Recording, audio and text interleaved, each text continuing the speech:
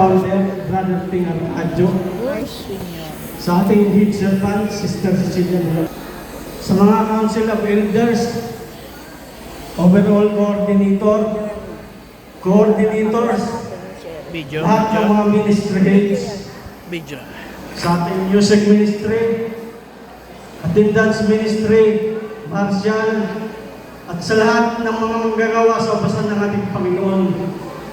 Sa ating pong lahat, bayang hinirang ng Diyos, mapagpalang araw po. Mapagpalang araw! Muli po, Parang ako lang ang tao. mataas na papuri at pasasalamat ay binabalik po sa ating Diyos na buhay. Ikaw na nakarinig. Sa lahat ng biyaya, pagpapala, higit sa lahat ang kagalingan at himala ng buhay. Amen! Maraming salamat po, Ama. Ang lahat ng papuri at parangal ay para sa iyo lamang. Amen! Mga kapatid ko sa pananampalataya, sa mga bago po kung hindi niyo po nakakakilala sa akin, ako po ay isang pinagaling sa matinding karamdaman. Salamat sa Diyos at salamat sa community ito.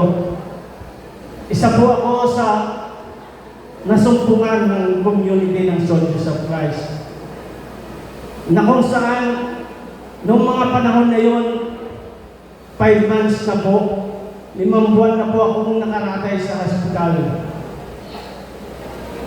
Sa hirap ng aking pinagdaanan, wala na po akong ginawa kundi ang humiling sa Diyos. Dahil sa tindi ng karamdaman, brain tumor, cancer. 7 times akong dumaan sa masisilang operasyon.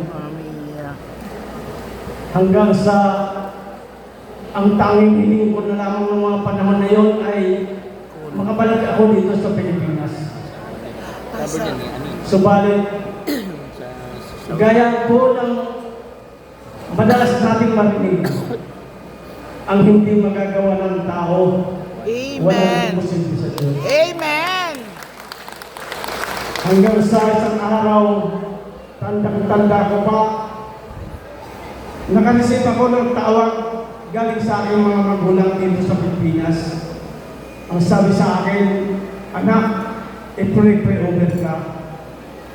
Akala ko, isang pare mag-pray-over sa akin dahil hirap-lerap na po ako at malapit na po ako mamatay. Subalit ng naman ako,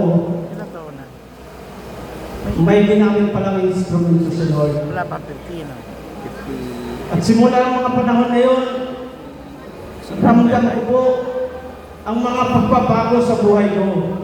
Ang lahat ng himala, naramdaman ko na po dahil sa loob ng 1 linggo, 3 beses ako na i-pray-over na Lord, lumabas ako ng hospital. Pauwi dito sa Pilipinas. At ang pinakamasakit pa, dahil pinauwi lang ako ng Panginoon dahil may hirapan ako kung doon ako sa ibang bansa. Pagdating ko dito sa Pilipinas, kinabukasan, buong mundo, sarado ang airport dahil sa COVID. Time lang po. Kaya simula nung panahon na yun, nakilala ko ang Soldiers of Christ. At maraming salamat po sa mga magulang ko na naging susi o naging daan para masakay ako dito sa community dito. Subalit, hindi pa rin doon po naging madali ang lahat dahil pagdating ko dito sa Pilipinas, nakilala ko ang Soldiers of Christ. Kahit saan mga gawain, sumasama ko. Amen! Subalit, ang aking yearly MRI sa Tacloban, patuloy at tinapat ako ng doktor doon. Sabi sa akin, brother, sa tindi ng pinagdaanan mo, mahaba na ang 3 taon sa iyo. Subalit, patuloy akong nakikipagkubinan sa aking Panginoon. Amen, amen.